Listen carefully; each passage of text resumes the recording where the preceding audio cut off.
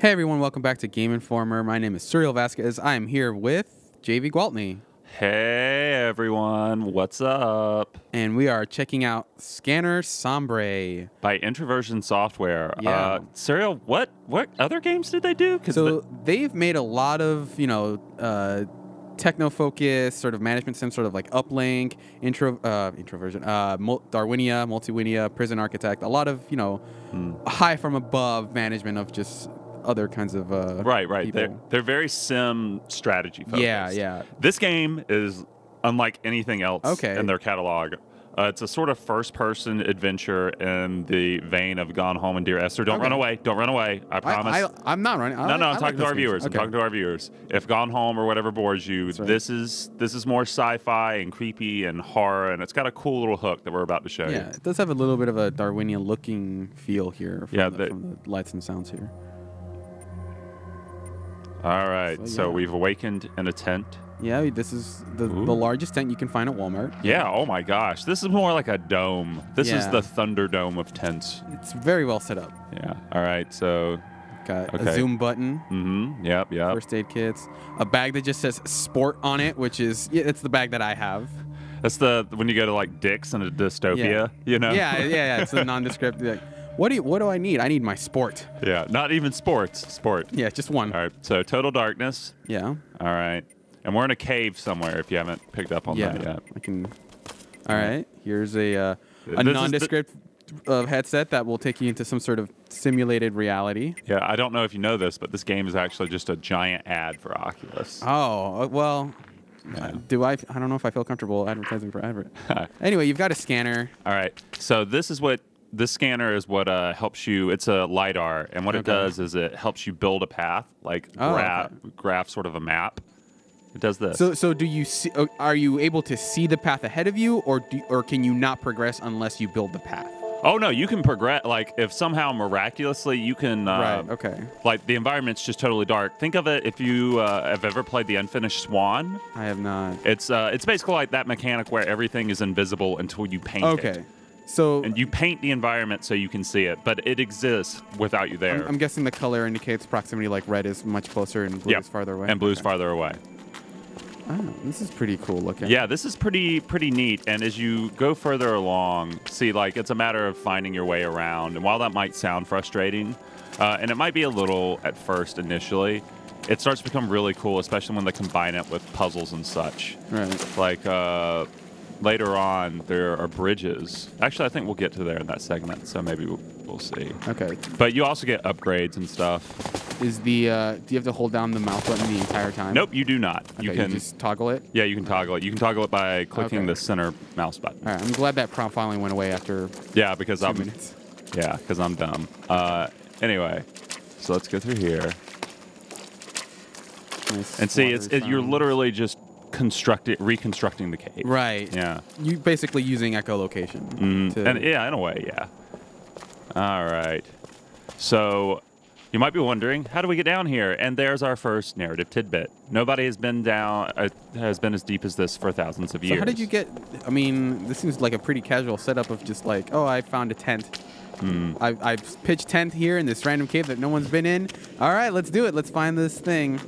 Yeah, Is the story that sort of abstract more than concrete? It's actually it's a combination of both. Like, there's enough concrete stuff that's, sci-fi trapping stuff. Like, if you're a big fan of Alien, particularly the first bit of Alien where they find the giant race that's not the xenomorph aliens, but the creators of those things, and they find the guy looking through the telescope and that ancient race, and they're investigating the ruins. That's this game in a way. Okay. But yeah, like, as far as our protagonist is and what happened to him and why he's down here and this and that, you get little tidbits, but a lot of it is left open to your interpretation. Okay, so it's not like you're not going to have a cutscene where everyone explains, like, this is what the Sombre is. Right. Okay. And it's not, all right, I think we're about to hit our first. Okay, this is cool. Here's a puzzle. Okay. We're still checking it out. All right, and the game's pretty short, too, so I know a lot of folks are, playing stuff like, see, it's building bridges, too, so it gives you a good idea of, like, oh, I'm not just, like, trying to map the next hole that I have to go through. I actually have to use, bridges and stuff, and I have to create those bridges. But yeah, it's pretty short. I know a lot of folks are playing like Persona and Legend of Zelda. Oh no. And whatnot. A lot of time. But this is a game you can finish if you just need a break between those games. This is a cool, spooky little game you can finish in 2 to 3 hours. All right, let's try to get some of that aperture control going. Yeah, so aperture control, this is one of the upgrades. The game also doles out upgrades for your scanner that you can use intermittently. So let's check this out. So that seems to shoot the dots a lot faster. Yeah, you can, so if you need to snipe, let's say there's a bridge over there, which you'll often run across, like a bridge in the distance, then you use this mode. But, if you just want to, you're in a tight place and you want to put light on it as soon as possible, you can also use this. Okay. So how intense do these puzzles get? Do they sort of... They're never too intense. Okay. I mean, it's a game that's basically about finding your way, and that can be a little frustrating and confusing at points, and that's probably where the biggest thing is, or the biggest challenge is. But there are puzzles, and there are also enemy encounters. I'm not going to go too much into the enemy encounters because, man, they're something. But they are in the game, and they're terrifying. You see someone with a competing headset? Like a exactly. You guys actually play that Werewolves virtual reality game together. Oh, jeez. That does sound like a puzzle. Mm-hmm. But it's really smart that they have like just an auto function for this that you can just like click this on. Because I played for the first hour without knowing that was there, and then accidentally clicked my mid mouse button, my middle mouse button. I was like, oh, cool. I didn't have to be doing this. Yeah, it's a smart. I imagine it's maybe not the most difficult decision, but it's smart to just say, just toggle it. Yeah. I kind of want a first-person shooter that just has a toggler that's just open fire for the whole thing. So you're shooting constantly throughout the entire game? I'm sure there's got to be something out there like that. You just have like oodles of rope hanging around you of like bullets and stuff, so you're just constantly shooting for no discernible reason. Right. All right.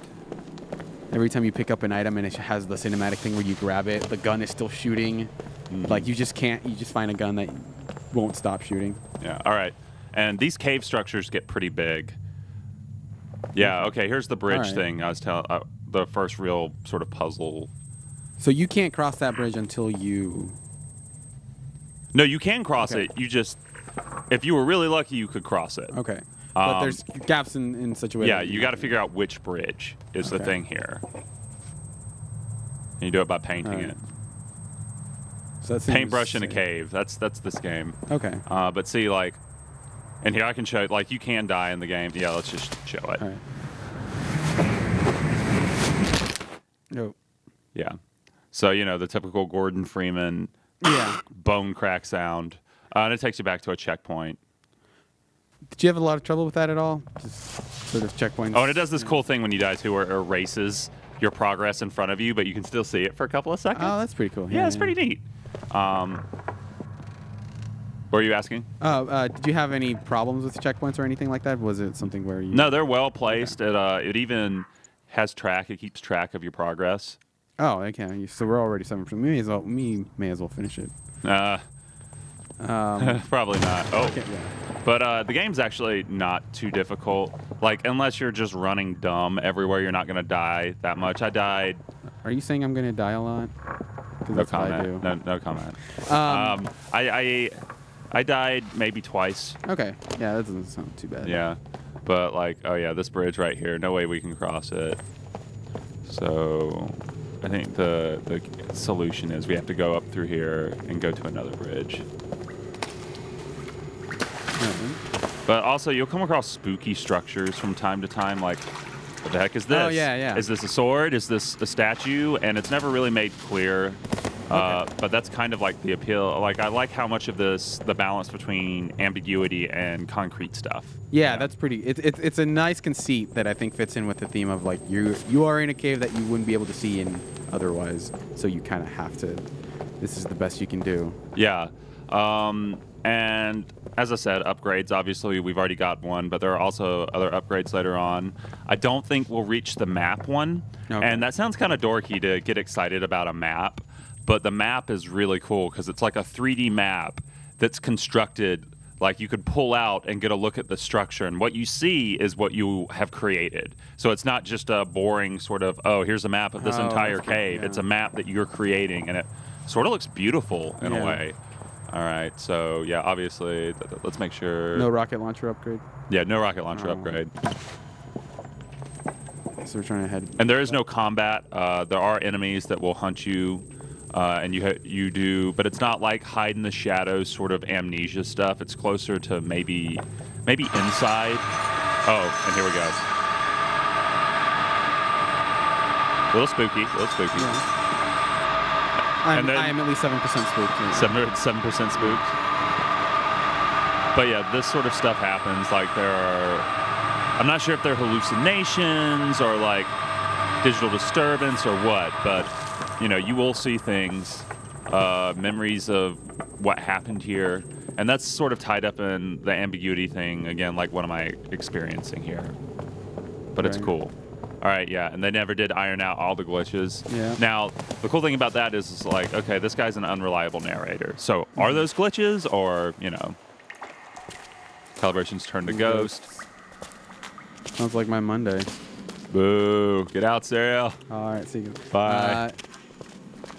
But this is pretty much the only kind of storytelling explicit narrative storytelling you get. Just the text, little bits of text. And I will say where it goes is satisfying. Like it is a satisfying story that has a conclusion that you might predict it like early on.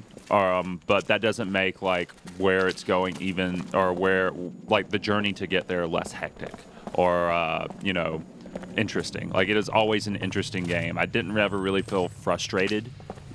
I always felt compelled to push forward. Like, it feels like it's the perfect game for like its hook, like size, length, how long it is, and what it's trying to do and stuff. I might have just died. Oh no. Hop, hop, hop. But anyway, it feels like for what it's trying to do with this cool little mechanic, like basically build an entire game out of this mechanic. It's super cool. Okay. Yeah, it doesn't seem like perfect size. Like it outstays its welcome at all. Yeah.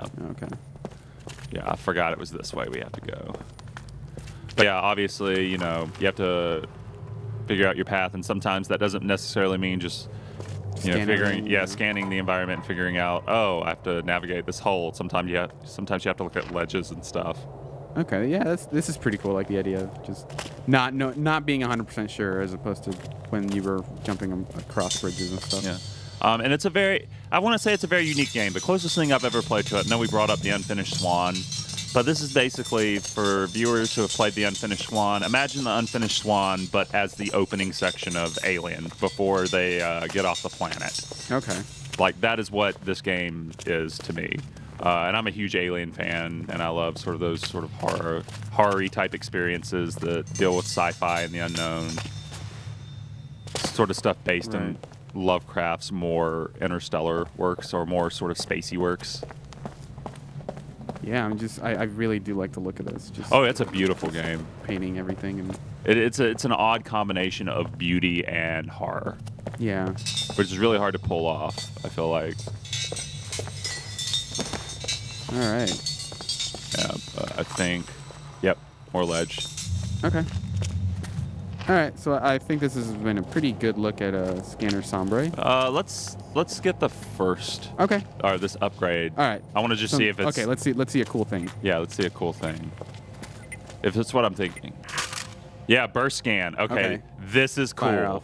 All right, let's see. Let's go someplace we haven't. Is this it? Yeah. All right.